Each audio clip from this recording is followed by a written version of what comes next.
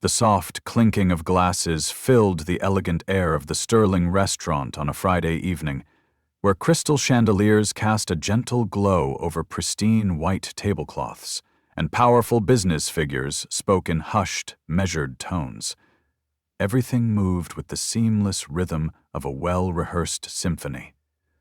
Until the heavy wooden doors creaked open, Zahara stepped in, her stride unhurried yet deliberate. A black woman with a modest appearance, dressed in a crisp white blouse and dark slacks. No extravagant jewelry adorned her, only a composed stillness that seemed to suspend the room mid-breath. Eyes drifted toward her, then stalled. Conversations faltered and fell quiet. Toward the back of the room, a group of men froze mid-laughter. A waiter subtly adjusted his tie, and Richard Blackwood, the man who had just requested a table with better lighting, furrowed his brow. Something had shifted. No one said a word, but the atmosphere was no longer the same. Not at all. Richard approaches the maitre d' with the confident stride of someone accustomed to getting exactly what he wants, when he wants it. "Table for 6, he announces, his voice carrying the authority of old money and older privilege. "Somewhere with better atmosphere than what you currently have on display." His gesture toward Zahara's section is subtle but unmistakable to anyone paying attention. James Mitchell, the restaurant manager, appears with the nervous energy of someone who recognizes both opportunity and danger in the same moment. At 45, James has spent decades in hospitality, learning to read the subtle signals that separate demanding customers from genuinely problematic ones. Tonight, those signals are flashing, red warnings he cannot ignore. "Mr. Blackwood, welcome back to the Sterling," James says, his practiced smile not quite reaching his eyes. "I have your usual table prepared, but it won't be ready for another 15 minutes. Perhaps you'd like to wait at the bar." He hopes the delay might cool whatever storm he senses brewing in Richard's demeanor. Richard's attention drifts back to Zahara, his expression souring further with each passing second. "Actually, I'd prefer that corner table. It has better lighting for business discussions." He gestures towards Zahara's table with barely concealed irritation. "Surely you can accommodate a loyal customer who's invested substantially in this establishment's success." James follows Richard's gaze and feels his stomach tighten like a fist. "Sir, that table is currently occupied by another guest who made a reservation 3 days in advance. Perhaps I could offer you our private dining room upstairs?" "I can see it's occupied," Richard interrupts, his voice taking on a sharper edge that cuts through the restaurant's ambient conversation. "The question is whether you prioritize your real customers or people who clearly don't understand the caliber of establishment they've wandered into." The words hang in the air like smoke from an expensive cigar, toxic and spreading. Zahara glances up from her laptop, her expression remaining neutral despite the unmistakable direction of Richard's comments. She's heard this tone before, felt the weight of assumptions based on nothing more than the color of her skin and her choice to dine alone. Her jaw tightens almost imperceptibly, but she returns her attention to her work with deliberate calm that speaks of hard-won discipline. Richard continues his commentary, his voice pitched just loud enough to carry to nearby tables. "It's remarkable how some people feel entitled to occupy spaces clearly meant for others. Look at her, sitting there like she belongs, probably can't even afford the appetizers." His associates shift uncomfortably, unsure whether to encourage or discourage their leader's increasingly inappropriate observations. James shifts his weight from foot to foot, caught between his fear of losing a high-profile customer and his growing awareness that he's witnessing something fundamentally wrong. "Mr. Blackwood, perhaps we could discuss seating arrangements more privately in my office." "There's nothing private about maintaining standards," Richard declares, his voice now loud enough that several nearby tables turn to look. "This is exactly the kind of situation that drives away serious clientele. When people don't know their place, it affects everyone's dining experience." His words carry the weight of someone who believes his wealth grants him the right to decide who belongs where. Across the restaurant, Elena Vasquez lowers her wineglass and reaches discreetly for her phone. As a freelance journalist, she's developed an instinct for recognizing moments when an ordinary evening transforms into something newsworthy. Her fingers move quickly across her phone's screen, opening her live streaming app as she realizes she's witnessing what could become a significant story about discrimination in one of the city's most prestigious establishments. The tension in the restaurant thickens like humidity before a storm, as Richard grows more emboldened by what he perceives as James's compliance with his demands. "You know what I'm talking about, don't you, James?" Richard says, using the manager's first name with calculated familiarity designed to establish dominance. "People who don't belong in places like this but somehow manage to slip through the cracks." James's hands tremble slightly as he clutches his reservation book, the weight of his mortgage and his daughter's college tuition pressing down on him like stones. He's worked at the Sterling for 8 years, building relationships with wealthy clientele who can make or break careers with a single phone call to ownership. But tonight feels different, crossing lines he's never had to navigate before in his careful dance between profit and principle. Zahara closes her laptop with a soft click that somehow sounds loud in the growing silence around their corner of the restaurant.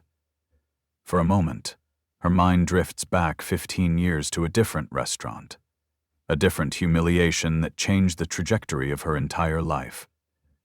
She was 20 years old then, a college student working 2 jobs to pay for business school, saving for weeks to celebrate her acceptance into the MBA program at Northwestern. The maitre d' that night had looked at her with the same expression she sees on James's face now, apologetic but ultimately unwilling to stand against prejudice when money and power demanded compliance. They'd asked her to wait at the bar while they prepared her table, then watched as white customers who arrived after her were seated immediately. When she finally questioned the delay, they claimed her reservation had been lost in the system and suggested she try a more suitable establishment down the street. That night, 15 years ago, she'd left the restaurant in tears, her celebration dinner canceled, her joy crushed by the casual cruelty of strangers who saw her skin color before they saw her humanity. But she'd made herself a promise in the parking lot of that establishment, standing beside her beaten Honda Civic while rain soaked through her carefully chosen dress. She would never, again, be powerless in the face of such treatment. She would build something that mattered, create spaces where merit mattered more than melanin. Now, sitting in the Sterling's elegant dining room, Zahara feels the weight of that promise and the long journey that brought her here.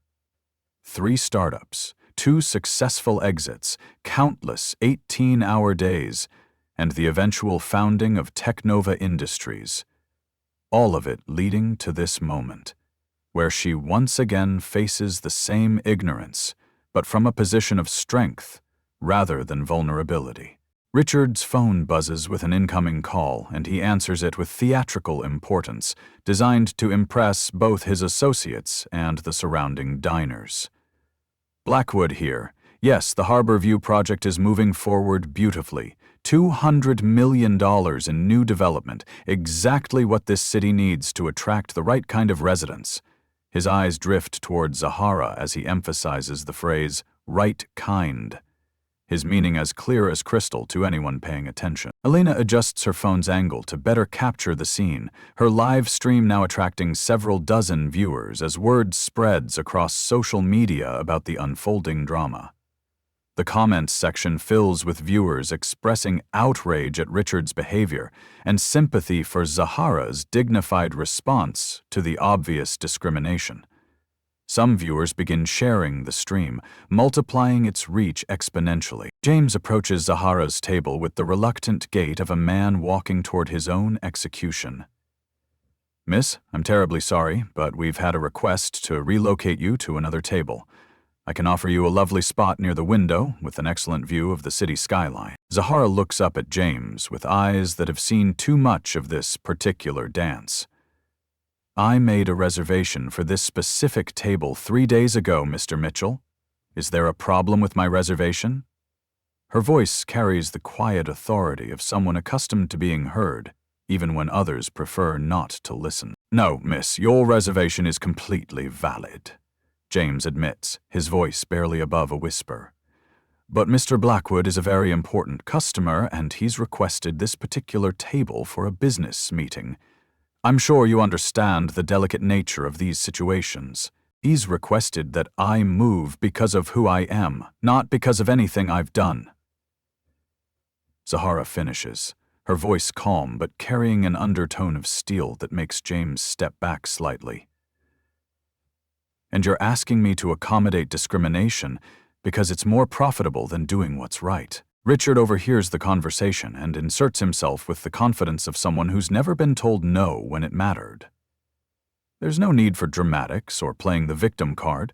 We simply need a table that's more appropriate for serious business discussions. Surely you can understand the importance of maintaining the right atmosphere for legitimate customers who actually contribute to this establishment's success." The restaurant's ambient conversations gradually fade as other diners become aware of the escalating situation at the corner table. Richard, emboldened by what he perceives as successful intimidation, decides to escalate his campaign to remove Zahara from what he considers his rightful space. The wine in his glass catches the light as he gestures broadly, painting himself as the reasonable party in an unreasonable situation. "James, I think there's been a fundamental misunderstanding about the level of service I expect here," Richard announces, his voice carrying clearly across the now quiet dining room. "When I invest the kind of money I do in this establishment, and I'm talking about significant figures here, I expect certain standards to be maintained without question." He gestures broadly toward Zahara with theatrical disappointment. "Standards that include ensuring all guests can actually afford to be here, rather than allowing people to occupy premium tables they have no business claiming." The accusation hangs in the air like a toxic cloud, poisoning the atmosphere with its implications. Zahara's grip tightens almost imperceptibly on her water glass as Richard continues his performance for his increasingly uncomfortable associates. She recognizes the calculated nature of his escalation. This isn't random prejudice born of ignorance, but deliberate cruelty designed to humiliate and establish dominance through public spectacle. "Perhaps," Richard continues with theatrical consideration, swirling his wineglass for emphasis, "we should verify that all guests have appropriate means of payment before they're seated. It would prevent awkward situations later when bills can't be settled and we're left dealing with the consequences." His eyes lock on Zahara with unmistakable intent, the threat barely concealed beneath a veneer of reasonable concern. Elena's live-stream viewer count has climbed past 500, with comments flowing faster than she can read them. Many viewers are sharing the stream, spreading word about the blatant discrimination they're witnessing in real time. Some comments include research about Richard Blackwood, with viewers beginning to uncover his history of problematic statements about diversity in his development projects. James stands frozen between the two forces reshaping his evening, knowing that whatever choice he makes will define not just this night, but possibly his entire career. Richard represents security, established relationships, and the kind of steady income that keeps the sterling profitable. But Zahara represents something else, a test of his own character that he's never had to face so directly. The situation reaches a breaking point when Richard, reaching for his wine glass with deliberately exaggerated gestures, accidentally knocks over the glass, sending red wine cascading across the white tablecloth and onto Zahara's laptop. The liquid spreads quickly, seeping between the keys and under the screen before Zahara can react to protect her device. "Oh my," Richard says with false concern, making no move to help clean up the mess he's created while his associates watch in stunned silence. "How clumsy of me, although—" His expression shifts to one of calculated suspicion, his eyebrows raising, as if a terrible thought has just occurred to him. "Actually, I think you bumped into my arm when I was reaching for my glass. That's exactly the kind of insurance scam I've heard about. deliberately causing accidents to claim damages from wealthy individuals. Zahara stands abruptly, her composure finally cracking as she stares at her wine-soaked laptop. A device containing weeks of work and confidential business documents worth far more than Richard could imagine. "What did you just say?" Her voice carries a dangerous quiet that makes several nearby diners look up from their meals, sensing the shift in the room's energy. "I said I saw you deliberately bump my arm to cause this accident," Richard repeats, his voice growing louder and more confident with each word. "James, I demand you call security immediately. This woman is clearly running some kind of elaborate scam, trying to create an incident so she can claim damages from me." He turns to address the restaurant at large, his voice taking on the tone of a prosecutor delivering a closing argument. "Everyone here witnessed her bump into me just now. The accusation hangs in the air like poison gas, toxic and spreading through the minds of diners who weren't paying close attention to the actual sequence of events." Several patrons who had been focused on their own conversations begin murmuring among themselves, some nodding as if they too witnessed something that never happened. The power of Richard's confidence and social status begins to reshape reality itself, turning his lie into accepted truth through sheer force of privileged assertion. The atmosphere in the Sterling transforms from elegant refinement to courtroom drama, as Richard presses his advantage with the ruthless efficiency of someone accustomed to winning through intimidation rather than truth. The false accusation of insurance fraud hangs between them like a sword, and Richard seems determined to drive it home with maximum force and public humiliation. "Security!" Richard calls out, his voice echoing off the restaurant's high ceilings with the authority of someone who's never doubted his right to command others. "I need security here immediately." He turns to his associates with theatrical urgency, his performance designed to convince any wavering observers of the legitimacy of his claims. "Did everyone see what happened? This woman deliberately caused this accident and is now trying to deny it. I want witnesses on record immediately." His dinner companions shift uncomfortably in their seats, caught between their loyalty to Richard and their growing awareness that they're being asked to participate in something fundamentally dishonest. One of them, a younger man in his 30s, who works in Richard's real estate empire, starts to speak up about what he actually witnessed. But Richard silences him with a sharp look that promises professional consequences for disloyalty. James appears with restaurant security, two men who look equally uncertain about the situation they're walking into, their expressions suggesting they've never encountered anything quite like this in their years of handling typical restaurant disputes. "Mr. Blackwood, what seems to be the problem here?" the lead security officer asks, his eyes moving between Richard's expensive suit and Zahara's wine-stained laptop, trying to assess the situation. "The problem," Richard declares with the authority of someone delivering a closing argument in a courtroom he's convinced he controls, "is attempted insurance fraud. This woman deliberately bumped my arm to spill wine on her computer, then immediately claimed I owed her damages for the equipment.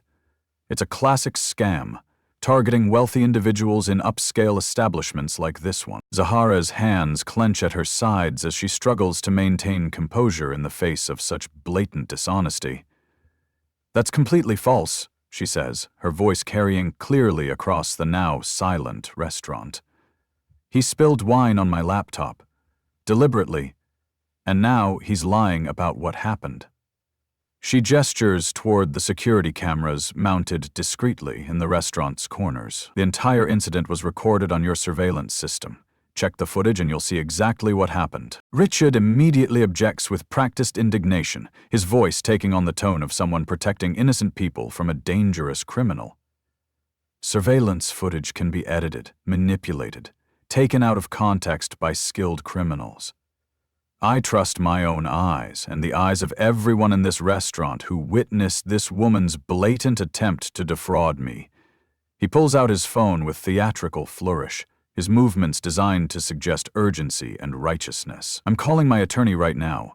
This kind of targeted harassment of successful business people needs to stop before it spreads."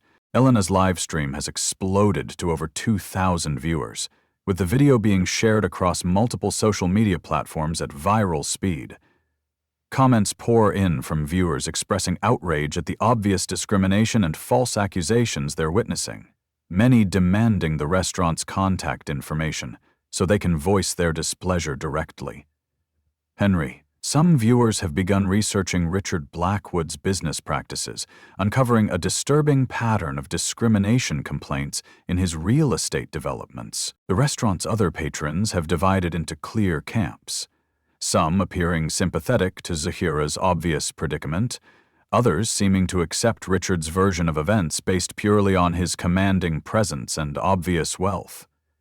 The social dynamics of privilege and prejudice play out in real time as whispered conversations ripple through the dining room like waves spreading from a dropped stone. "I'm telling you, I've seen this exact scam before," Richard continues, addressing the security guards with the confidence of someone explaining obvious facts to children. "These people target expensive restaurants specifically because they know wealthy customers will be pressured to pay, rather than deal with the hassle of false accusations and negative publicity." The phrase, "these people," lands like a physical blow, its implications clear to everyone within earshot. Zahara feels something shift inside her chest, not anger, but a cold, calculating clarity that comes from recognizing an enemy who's revealed their true nature completely. "These people?" she repeats, her voice deadly quiet. "What exactly do you mean by that phrase, Mr. Blackwood?" James wrings his hands, knowing he's witnessing something that will haunt him regardless of how it ends. The sweat on his forehead catches the restaurant's lighting as he realizes his entire career might be hanging in the balance. "Perhaps we could review the security footage to clear this up quickly and fairly," he suggests weakly. But Richard immediately shuts down the suggestion with authoritative dismissal. "Absolutely not," Richard declares, his voice rising with manufactured outrage. "I will not allow my reputation to be subjected to edited video footage that could be manipulated to support a false narrative. What I'm demanding is simple and reasonable. Search her belongings for any stolen items, document this attempted fraud properly, and have her removed from the premises immediately before she can target other innocent customers." The accusation of theft adds another devastating layer to Richard's campaign of humiliation, suggesting that Zahara might have stolen restaurant property in addition to her alleged insurance fraud. Several diners gasp audibly at the escalating accusations, while others pull out their phones to record what's becoming an increasingly dramatic confrontation that will undoubtedly spread across social media within hours. "You want to search my belongings?" Zahara asks, her voice carrying a dangerous undertone that makes several nearby diners lean forward in their seats. "Based on accusations you know are completely false? Because that's what you're really doing here. You want to humiliate me, intimidate me, and drive me out because you don't think I belong in the same space as you?" Richard spreads his hands with false reasonableness, his gesture encompassing the entire restaurant as if appealing to reasonable people everywhere. "I'm simply protecting myself and this establishment from obvious criminal activity. If you have nothing to hide, you should welcome the opportunity to clear your name and prove your innocence." He turns to the security guards with expectant authority, his tone suggesting that delay might make them complicit in criminal activity. "Well, are you going to do your jobs or not?" The lead security officer looks increasingly uncomfortable as he realizes he's being pressured to participate in what's clearly a discriminatory harassment campaign. "Sir, we can't search someone's belongings without proper legal cause or their explicit consent. Perhaps we should call the police to sort this out properly through official channels." "Excellent idea," Richard agrees immediately, his enthusiasm suggesting he's been hoping for exactly this escalation. "Call the police right now. I want this woman arrested for attempted fraud and theft. I want her prosecuted to the fullest extent of the law as an example to others who might try similar scams in respectable establishments." He pulls out his phone again, his movements sharp and decisive. "And I'm calling the mayor's office personally. The city needs to know about the kind of criminal activity that's targeting legitimate businesses in our finest districts. Zahara stands in the center of the swirling accusations and hostile attention, her mind working with the cold precision of someone who's built an empire by staying calm under pressure. She knows that Richard has overplayed his hand, that his obvious prejudice and escalating lies have created an opportunity for justice if she can just maintain her composure long enough for the truth to emerge. Just as the tension reaches its absolute peak, with Richard's finger poised over his phone to call what he promises will be career-ending consequences for everyone who opposes him, the restaurant's front door opens once again. A man in an impeccably tailored charcoal suit enters, his presence immediately commanding attention without any apparent effort. This is Marcus King, 48 years old, carrying himself with the quiet confidence of someone accustomed to boardrooms and high-stakes negotiations. Marcus scans the restaurant with sharp, intelligent eyes, clearly looking for someone specific. His gaze settles on Richard, and he begins walking purposefully toward the table where the confrontation has been unfolding. Richard, still caught up in his tirade about calling the police, doesn't immediately notice the approaching figure, who will change everything. "Mr. Blackwood," Marcus calls out as he draws near, his voice cutting through the tension with professional authority. "I apologize for being late. Traffic from downtown was absolutely terrible this evening." He extends his hand with the practiced ease of someone who's closed countless multi-million-dollar deals. "Marcus King, Chief Operating Officer of Technova Industries. I believe we have a meeting scheduled to discuss our partnership." Richard's entire demeanor shifts like a switch being flipped, his face lighting up with the kind of enthusiasm reserved for potential sources of enormous profit. "Mr. King, yes, absolutely. I've been looking forward to this all week." He clasps Marcus's hand with both of his own, his previous hostility completely forgotten in the face of business opportunity, the $200 million development deal. It's going to revolutionize the downtown district. Marcus smiles politely, but his eyes are already taking in the scene around them. Zahara's wine-soaked laptop, the security guards standing awkwardly nearby, Elena still live-streaming from her table, and the general atmosphere of tension that permeates the restaurant. "I hope I'm not interrupting anything important," he says carefully, his tone suggesting he's beginning to piece together that something unusual has been happening.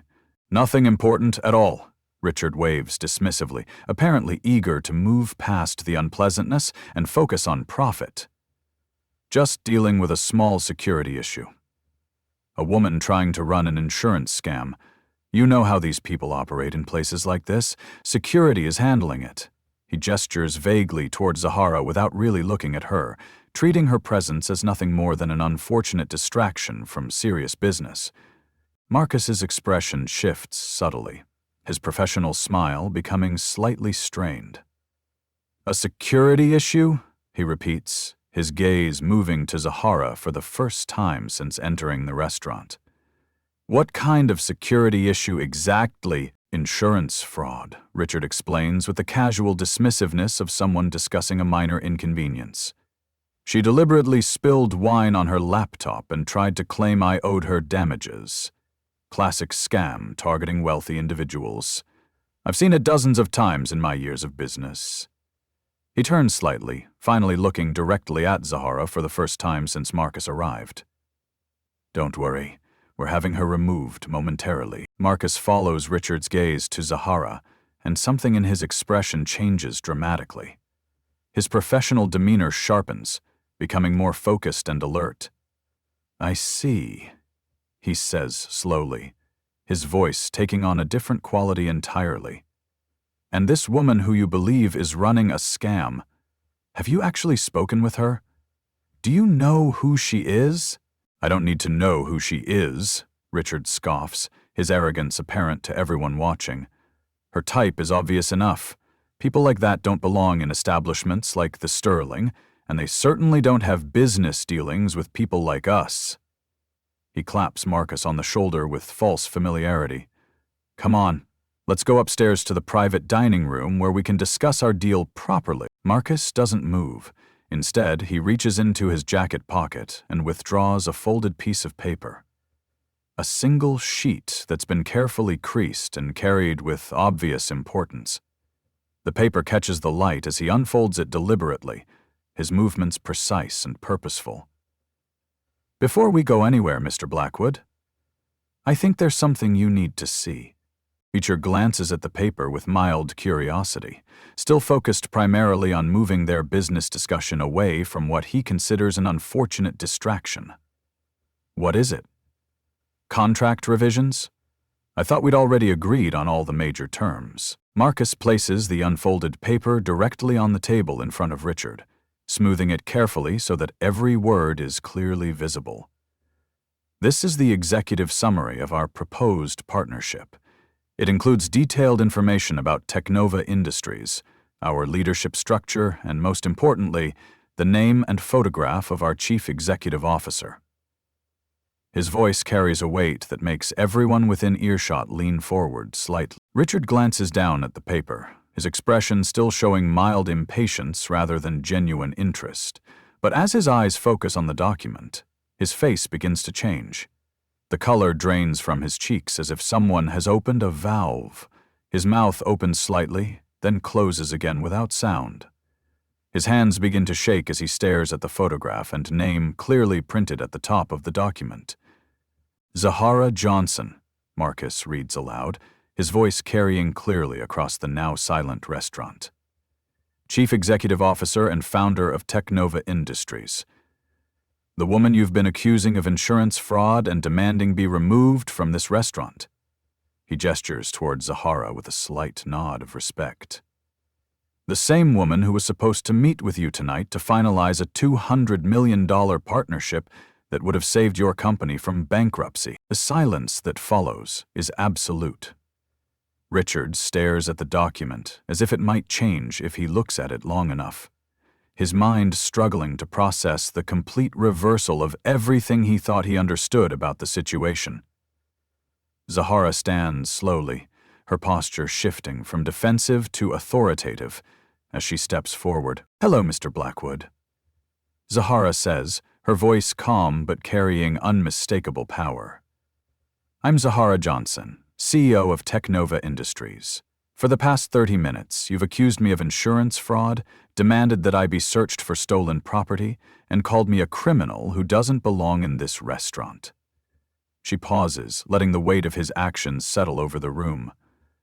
"All because you assumed that a black woman dining alone couldn't possibly be someone important." Richard's face goes through a series of expressions: shock, disbelief, horror, and finally desperate calculation as he realizes the magnitude of his mistake.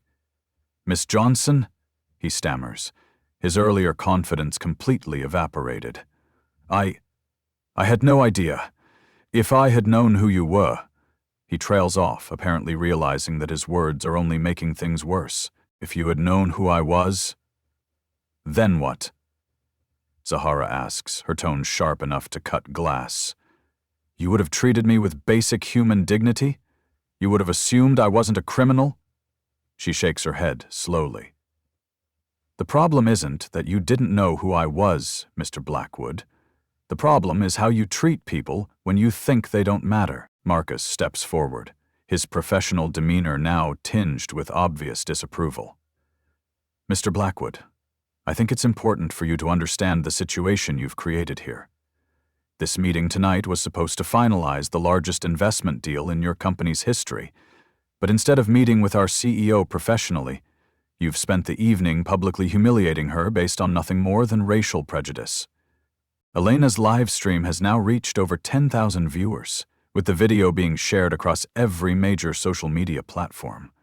Comments are flowing so fast they're impossible to read, but the general sentiment is clear. Viewers are witnessing something unprecedented and powerful. Richard's world begins crumbling around him as the full implications of his actions become clear. His face cycles through expressions of panic, desperation, and growing horror as he realizes that 30 minutes of prejudice have potentially destroyed decades of business building. The $200 million deal that was supposed to save his company from financial ruin is evaporating before his eyes. "Ms. Johnson, please," Richard begins, his voice taking on a pleading quality that's completely different from his earlier arrogance. "This has all been a terrible misunderstanding. I was having a difficult day, dealing with enormous stress from other business matters. I never meant—" He trails off, apparently realizing that no explanation can adequately address what everyone has witnessed. Zahara looks at him with the cool assessment of someone evaluating a failed business proposal. "A misunderstanding?" she repeats, her voice carrying across the silent restaurant. "You accused me of insurance fraud. You demanded that security search my belongings. You called me a criminal and said I didn't belong here." She pauses, letting each accusation hang in the air. Which part of that was misunderstood, exactly? Marcus withdraws his phone from his jacket pocket, his movements deliberate and professional. "I'm sending an email to our board of directors right now, formally canceling the partnership agreement with Blackwood Real Estate." His fingers move across the screen with practiced efficiency. "I'm also including a link to the live stream that's been documenting this entire incident so they can understand exactly why this decision was necessary." Richard's face goes completely white as the financial implications hit him like a physical blow. "You can't do that," he says, his voice barely above a whisper. "My company needs this deal. We have debts, obligations, employees depending on this partnership." He turns back to Zahara with desperate intensity. "Please, Miss Johnson, I'll do anything to make this right. I'll issue a public apology. I'll make donations to civil rights organizations. You'll do those things because they're the right thing to do," Zahara interrupts, her voice carrying the authority of someone who's built an empire from nothing. "Not because you want something from me. The fact that you're offering to change your behavior only after discovering who I am proves exactly why this partnership could never work." Richard's phone begins buzzing insistently, and he glances at the caller ID with growing alarm. "It's my board of directors," he says, his voice cracking slightly. "They must have seen—" He stares at the phone as if it's a venomous snake, knowing that answering will likely confirm his worst fears about the consequences of his actions. Elena's live stream viewer count has now exceeded 15,000, with the hashtag #DiningWhileBlack trending across multiple social media platforms. Comments pour in from viewers sharing their own experiences with discrimination, praising Zahara's dignity under pressure, and expressing outrage at Richard's behavior. Several viewers have identified Richard's business ventures and are already organizing boycotts. Marcus continues his methodical destruction of Richard's business prospects. "I've also forwarded this video to the other companies in our investment portfolio. I think they should be aware of the kind of person they might be considering for future partnerships." He pauses, checking his phone as responses begin coming in. Goldman Sachs is asking about the $80 million Harborview project investment. Apparently, they're reconsidering their position. James, who has been watching the entire scene unfold with growing horror, finally finds his voice. "Mr. Blackwood, I think it would be best if you and your party left the restaurant immediately. Your behavior tonight has created an impossible situation for our other guests." His words carry the weight of someone who's finally chosen principle over profit, regardless of the personal cost. Richard looks around the restaurant desperately, as if searching for allies who might support his version of events. But every face he sees reflects either disgust, disappointment, or active hostility. His associates from dinner have distanced themselves, both physically and emotionally, clearly unwilling to be associated with the unfolding disaster. "This isn't over," Richard says, but his voice lacks any conviction. "I have lawyers, connections, influence in this city. I won't let my reputation be destroyed by a misunderstanding blown out of proportion by social media." But even as he speaks, his phone continues buzzing with what are clearly urgent calls from business associates seeking explanations. Zahara stands with quiet dignity, gathering her damaged laptop and personal belongings. Your reputation isn't being destroyed by social media, Mr. Blackwood. It's being revealed by your own actions. Everything that's happening to you right now is a direct consequence of choices you made tonight. She pauses at the edge of the table, looking directly at him.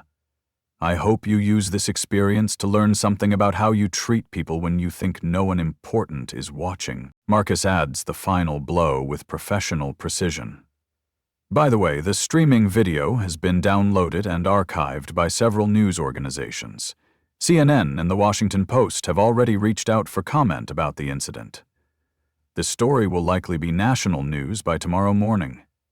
He slides the folded paper back into his pocket, the document that changed everything now serving as a symbol of how quickly fortunes can shift when character fails. Richard slumps into his chair, the fight completely gone out of him as he realizes that his entire world has shifted irrevocably in the span of a single evening.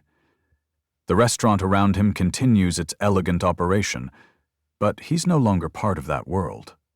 He's become an object lesson in the consequences of prejudice and the power of treating others with basic human dignity. As the immediate drama subsides, Zahara turns her attention to James, who stands nearby looking both relieved and ashamed. The manager's face shows the complex emotions of someone who's just witnessed his own moral courage being tested and found initially wanting. She approaches him with the same calm dignity she's maintained throughout the entire ordeal. Mr. Mitchell, Zahara says gently, her voice free of anger or condemnation. You were in an impossible situation tonight. I understand that you were afraid of losing an important customer and possibly your job. She pauses, allowing him to look directly at her. But I hope you'll remember this evening the next time you're asked to choose between what's profitable and what's right. James nods, tears forming in his eyes as the full weight of his inaction settles over him. Ms. Johnson, I am so deeply sorry. I knew what was happening was wrong, but I was scared. I have a family, a mortgage, college tuition coming due.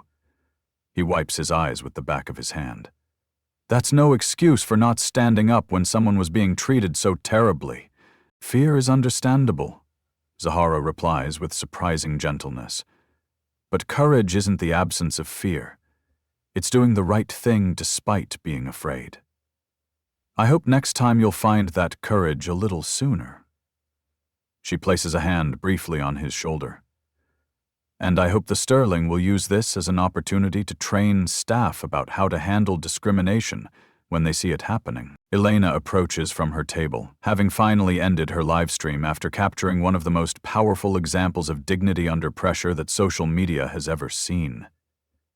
Ms. Johnson, I'm Elena Vasquez, freelance journalist.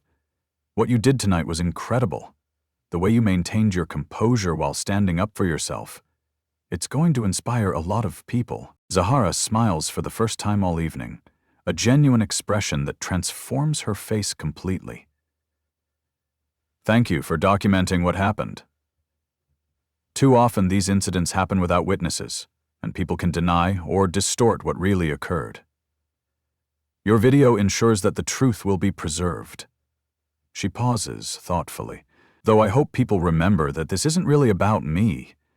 This kind of discrimination happens to countless people every day who don't have the resources or platform to fight back effectively. Marcus rejoins the conversation after finishing a series of phone calls that have clearly reshaped the business landscape for multiple companies.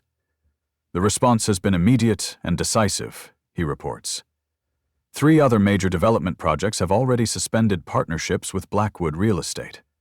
The mayor's office is launching an investigation into discriminatory practices in city development contracts. I take no pleasure in seeing someone's career destroyed, Zahara says, glancing toward the corner where Richard sits alone, still receiving phone calls that are clearly delivering devastating news about the collapse of his business empire. But I hope this serves as a lesson about the real cost of prejudice. When you treat people as less than human, there are consequences. James clears his throat hesitantly. Ms. Johnson, if there's anything the Sterling can do to make amends for what happened tonight, complimentary meals, charitable donations, policy changes, please let us know. We want to do better. His offer clearly comes from genuine remorse rather than concern about publicity. The most important thing you can do is ensure this never happens again. Zahara responds. Train your staff to recognize discrimination and give them the tools and authority to stop it immediately. Create an environment where everyone feels welcome regardless of their appearance or perceived social status. She gathers her belongings, preparing to leave. That's worth more than any gesture you could make toward me personally. Elena checks her phone one final time, noting the explosive growth in social media engagement around the incident. The hashtag #DiningWhileBlack is trending globally now. People are sharing their own stories about discrimination in restaurants and hotels. Your dignified response has opened up a conversation that needed to happen. As Zahara prepares to leave the Sterling, she turns back one final time toward Richard, who remains slumped at his table, his phone finally silent as the last of his business relationships crumble around him. I meant what I said earlier, Mr. Blackwood. Everyone deserves a second chance, but only if they're willing to genuinely change.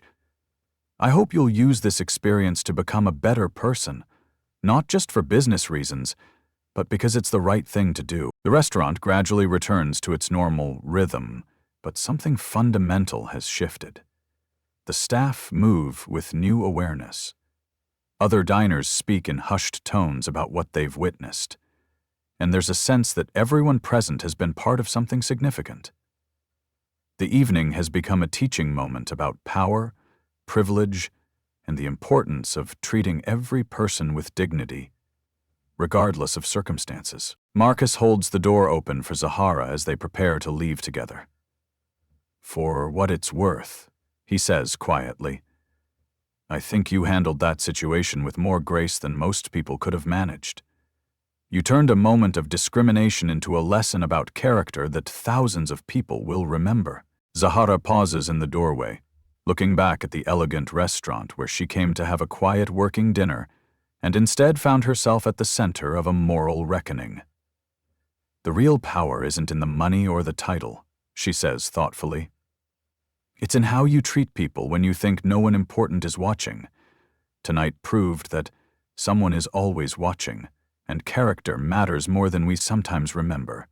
The story of Zahara Johnson's evening at the Sterling spread far beyond that elegant restaurant, becoming a viral sensation that sparked conversations in boardrooms, classrooms, and family dinner tables across the country. Within 24 hours, the video had been viewed millions of times, with people sharing their own experiences of discrimination and celebrating Zahara's dignified response to hatred. But perhaps the most remarkable part of this story is what happened next. Richard Blackwood, facing the complete collapse of his business empire, made an unexpected choice. Instead of disappearing into bitter resentment, he enrolled in diversity and inclusion training programs. He began volunteering at organizations that support Black entrepreneurs, working to understand the perspectives he had dismissed for so long. I lost everything because of 30 minutes of prejudice, Richard said in a later interview. But maybe that's what I needed to finally understand that my actions affect real people with real dreams and real dignity. I can't undo what I did, but I can try to do better going forward. Zahara's company, Technova Industries, established a foundation dedicated to supporting minority-owned businesses and restaurants that demonstrate inclusive practices. The Sterling itself became a model for hospitality industry diversity training, with James leading workshops about the importance of moral courage in customer service. Elena's video became required viewing in business schools and corporate training programs, a powerful example of how quickly reputation and fortune can shift when character fails. The incident sparked policy changes in restaurants and hotels nationwide, with many establishments implementing clear protocols for addressing discrimination.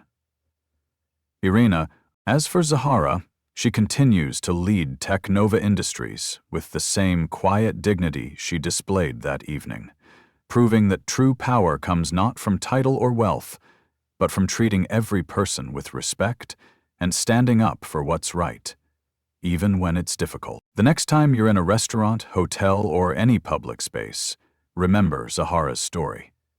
When you see someone being treated unfairly because of their race, gender, age, or any other characteristic, you have a choice.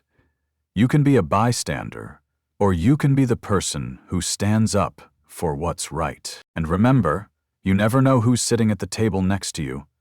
They might just be a CEO, a community leader, or someone whose story could change the world. But more importantly, they're a human being who deserves your respect, regardless of their position or status. Share this story if you believe that dignity isn't determined by wealth or status, and that everyone deserves to be treated with respect. Because in a world where someone is always watching, character is the only currency that truly matters.